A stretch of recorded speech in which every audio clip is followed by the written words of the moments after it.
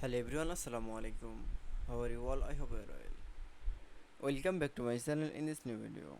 Today's video, how to change spacing within text box in Microsoft Word. So let's started. At first, open your Word document file.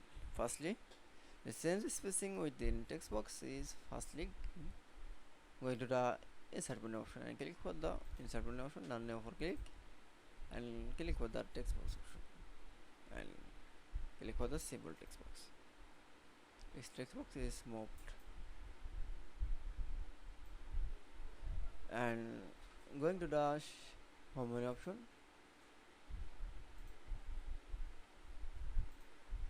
and click for the line and paragraph spacing and then resource spacing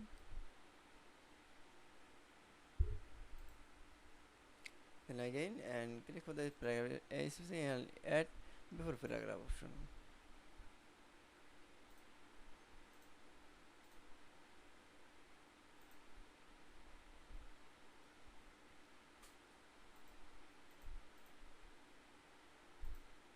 Now for okay, that's okay.